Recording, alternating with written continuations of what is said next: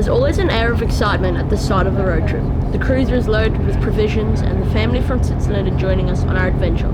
It's a cool, dry season, early morning as we depart from Darwin and head for Catherine. At 8 o'clock we're having brekkie at the local Macca's in Catherine.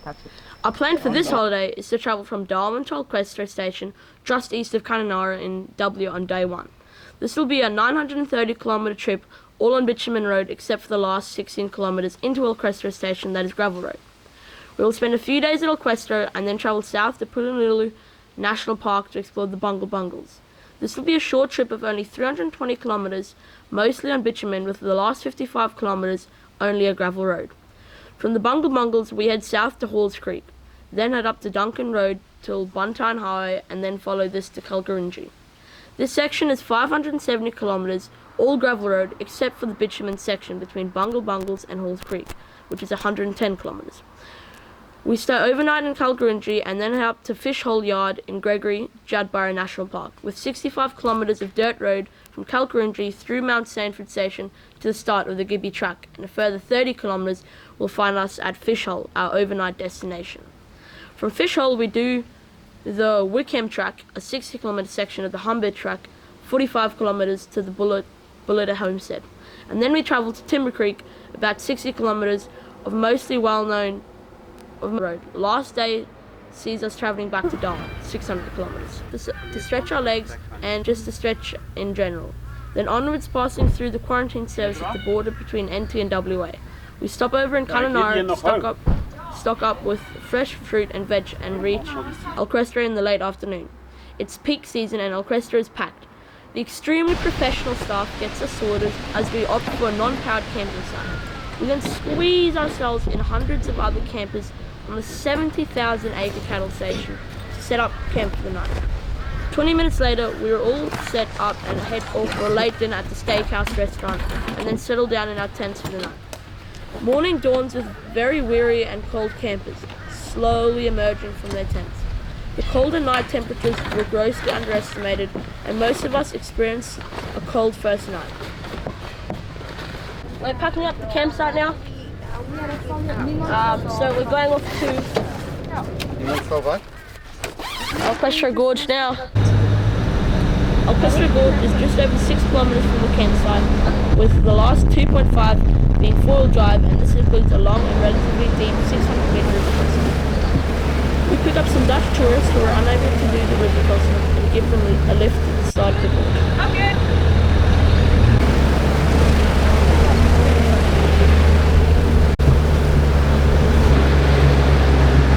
Next is Andy and Renee's turn across the river, and they managed to cope.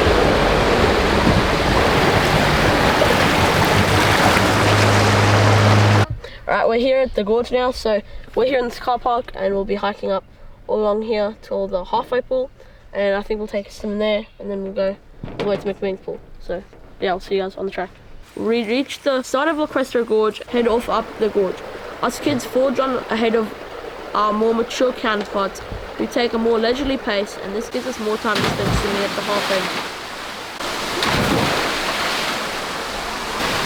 Here we're at a halfway crossing, so the reason why this is a halfway point and they put it on the map is because lots of people can't get past here because you have to climb over on top of this rock face over here and go through like a pool, so there's lots of people stuck down there that can't get over. But now we're going to go another 2 kilometres and then we'll get to McMeans Pool. So yeah, I'll see you guys on the way. This is the last pool, but it's too cold to swim, so I guess we'll just go back. Yeah. Let's go. Yeah. Well, I'm not going to swim here. And after a brief rest, we head on back down the river. A relaxing afternoon we spend in the camp. Both get our extra bedding sorted in Kalkarindji, and we get the chicken kebabs and the grill for dinner. We've also solved a half 44-gallon drum, and so the campfire is lit to keep us cozy. Good morning everyone, day 3 of our us videoing here in Questro. Today we're going to Explosion Gorge, and anyway, so I'll see you guys on the road. Okay. Let's go. Let's go. The start of the track features on one of the most iconic baobab trees found in the Kimberley region. After the mandatory photos in front of the baobab tree, we cross a very rocky but dry Chamberlain River. track is graded road with some sandy patches, and we decided to take a detour up to Branca's Lookout. The road is steep in sections. The lookout is well worth the short detour and provides a great vista over the Pentecost River. A rather mundane track that takes you to Explosion Gorge. This is Explosion Gorge itself. There's a track going down to the actual gorge, but it's closed. To see more of our Questro, view our other videos done a few years ago on YouTube. Explore the Northern Territory. None of the other detours to fishing holes are open. By midday, we head back to camp. In late afternoon, we head up to Saddleback Ridge, where the lookout provides the most idyllic point to enjoy the setting sun. The four-wheel drive track is 3.5 kilometers long from the station to the lookout. Although short, it is a great little track with some steep ascents and descents on the way to the lookout. Tomorrow we're going to pack up, and then we'll be heading into the Bungle Bungles and break up camp and bid the luxury of El Questro farewell. We take the Great Northern Highway south. We're at the entrance of the Bungle Bungles now, and I'll see you guys on the road. Several travellers have warned us that the road into the Bungle Bungles is particularly bad. The National Park's brochure advises the road is only suitable for high clearance four-wheel drivers and single axle heavy duty trailers. The road is just over 50 kilometers long and 2 to 3 hours of travel time is advised. How did we find the road? We felt the road was a great and fun drive. We may have, however, have been lucky, as it may have been recently graded, and as such, the corrugations were negligible. The greatest hazards on the road were large rocks scattered randomly on certain sections. This road can only be described as the closest you will get in your vehicle to a true roller coaster ride. The road dips steeply, then rises to blind crests, all while it swings and darts around tight bends. An exhilarating drive, especially in the late afternoon, when the spin effect reflects golden yellow against the brick red cliffs of the low hills. My only advice is, if you don't like the roller coasters or you get car sick, this may not be the road for you. Unfortunately, no fires are allowed in Kalkarindji National Park, so all cooking was done on gas. Several campsites share composting toilets, long drops. These can be like little smelly at times, especially if you're camping near them and the wind is blowing off the toilet. Water is from the borehole and is advised that it should be boiled before drinking. Good morning everyone, so this is our first night in Kalkarindji. So today we are going to Kalkarindji. So we're up here in Kalkarindji campground. We're going to go south, so we're going to go down this road all the way down, and then we're going to go to Kalkarindji. The next morning we travel the 30 kilometers from our campsite to Kalkarindji, getting our first glimpse of the renowned Bee Hill Shed. We're now at the walk, so we're going to do the Whipsnake walk. So it says it's to allow about 3 hours, and it's a 10-kilometer walk if you include the return. We start our walk from Kalkarindji to explore Whipsnake Gorge. We leave at about 9 o'clock in the morning to take an awe-inspiring walk to the end of Whipsnake Gorge, about 10 kilometers, there and back. By the time we get there from the walk, it is midday and the heat started to become oppressive. The decision is made to call it a day without seeing Cathedral Gorge. This will be a walk for another day.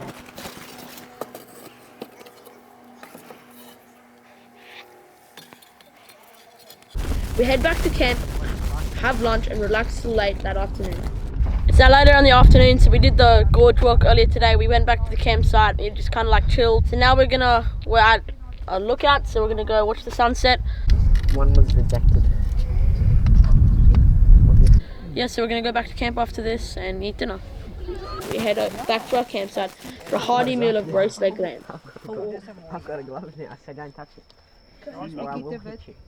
The next morning, we modify our approach. We rise before dawn, have an early breakfast and get onto walking tracks as it becomes light. Good morning guys, so today we're at a different walk, the escarpment. So today we're walking from here to Mini Palms Gorge. This is a moderately challenging 4.4 kilometer return walk from Bloodwoods. The gorge features red soaring cliffs, living solar palms and a viewing platform of the amphitheatre that marks one end of the gorge. Now I was climbing these sticks. After a shortish walk, so it wasn't that long of a walk, this is like our end result. So behind me it would be a waterfall in the wet season and there's like a pool type thing. The walk is pretty good. Yeah, we're gonna head on back now and we're gonna see if we can do another walk maybe. We then take the escarpment walk to Kindred Chasm. We've been advised that the best time to view the chasm is when the sun is overhead and turns the rock face of the chasm to a golden orange. This is expected at about 11 o'clock today. We enter the chasm that seems just a few meters wide in sections, but towers vertically above you for some 200 meters. The sheer scale of these cliffs and the narrowness of the chasm is impossible to capture true justice on film. The gorge is a moderate 2-kilometer return walk to the car park, leaving ample time to explore its wonders and settle down to watch the sun penetrate into the dark shadows of the gorge. We leave Echidna just after 11 o'clock and well before the temperatures start to rise. We head back to the campsite to unwind in the shade over a lunch of cold meats. So later in the afternoon, and we're back to where we were this morning. So we're going to do the Homestead Valley walk. In the late afternoon, we head back to Bloodwood Car Park to explore Homestead Valley. The homestead is rumoured to have been located in or near this valley by the local Aboriginal people. However, the remnants of this homestead has not yet been found. The walk is 4.4 kilometres return over a relatively easy ground that ends with a viewing area into the valleys that continue for a long way into the Bungles. This valley is more open with a wider vista than the other walks, but remains very scenic in its own way, especially as the late afternoon sun reflects off the intensely red-orange cliffs above you. We head back to our campsite as the sun dips over the horizon. We get back to the camp and start our evening meal. However, an ominous hissing is heard coming from the left tire of the 80 series. The sidewall of the tire has been damaged. Alright, over here, got the drawers full of, got all our food. So, and right now we're just packing it all up. Not much remains of our campsite. We're packing up everything ready for tomorrow morning because we're getting up at 5. And in preparation, most of the camp is packed away, ready to leave early in the morning. In the morning, we travel down to Falls Creek. This sleepy little outpost is overrun with tourists and a queue has developed outside the servo. We fill up the vehicles, get some fresh produce and head out. The Bunchine Highway is a graded dirt road that traverses unfenced cattle stations. The occasional cattle grid that transects the road only serves to amplify the vast areas of the land these cattle stations are occupied. After a long day's drive, with darkness looming, we make our way into Kalkarindji. We pulled up in front of our only camping area in the town to find it fenced and the access gate locked. After several calls on the number provided at the gate and no response, we felt we may have to move on. A final inspection of the locked gate, however, revealed that the lock on the gate was not functional and the chain was just clipped into the gate. So we made our way in. So we're at a caravan park tonight. So this is the campsite. We've only got one tent out. I'm sleeping on the roof and Mike's sleeping in the car. It's a pretty decent spot. We've got a fire going. The rooftop tent up. Good morning, guys. So today we're in Kalkarindji. The store adjacent to the camping terrain only opens at 9 o'clock and we needed to sort our night's camping fees with them before we could move on. This gave us the opportunity to visit the local art centre where locals are busy with iconic dot paintings. It also has a presentation of the historic Aboriginal war at Waypeel, located near Kalkarindji, and considered the most significant protest in Indigenous land rights history. From Kalkarindji, we head north towards Mount Stanford Station Homestead. Access to Gregory National Park is via 65 kilometres of dirt road over Mount Stanford. The signpost for Gregory indicates the start of the access road over Mount Stanford after that. However, no further signage to indicate the route was seen until you get to the homestead. This is a working cattle station and evidence of dry season mustering was evident. At about midday, we make our way into Gregory National Park. The road now becomes a two-wheel track and the going is slow. This is the start of the Gibby track, that is about 35 kilometres long. So we just entered Gregory and we're talking about where we want to stay the night. So we're right here at Mount Stanford Station. So we're thinking we'll drive up to Fishhole Yard and then we'll talk about where we want to go from there. Although this is a national park, large herds of cattle are still seen roaming in the park as well as the occasional donkey and horse. We make our way to Paperback Yard, the first campsite in Gregory on this route. The campsite is on a billabong that still has some water. Other amenities include a few composting toilets in various stages of disrepair and a roofed area with a basin. For the first time on a trip, we've experienced a very real problem with flies. The sheer number of flies makes outdoor activities very unpleasant. We move on along the Gibby track to Fishhole Yard. Fishhole is not actually within Gregory Park borders, but is a campsite on the Gibby track. We drive into Fishhole Yard in the late afternoon to find a group of adventurers in their Oka overland vehicle. Okas are Australian-made trucks that were developed for the mining industry is our first encounter. The group has overnighted here and they're just on their way out as we arrive. After a brief chat, they cross over Depot Creek and disappear down the track. We're now at Fishhole, so this is going to be our campsite for the night. We set up camp in the riverbed and in true Gregory style, we take advantage of the amenities on offer. A campsite and a flowing river. Michael sets up the ensuite toilet for this camp, always a good thing to keep Mum happy.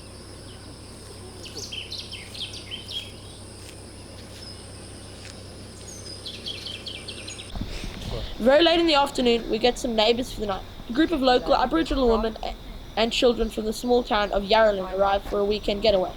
Initially, a little timid, the ice is broken with a stone skipping session on Depot Creek. The kids remain in camp and the women go out to secure dinner. One of the elders comes back first with a bream and a freshwater turtle. She gets the fire going and starts to prepare damper. We settle for a more conventional lamb chops, potatoes and salad. After dinner, we all congregate around a good campfire, warding off the encroaching cold that accompanies nightfall. Robin is invited to go fishing with some of the older girls. After an hour, Mom starts to get a little anxious about her missing daughter. However, shortly thereafter they get into camp, we note a fire starting down the river. The locals feel that the access to their fishing hole is somewhat restricted and some natural bush clearing is in order. This is somewhat concerning as our camp is set up in the same riverbed. We take a walk down to the fire to monitor the situation.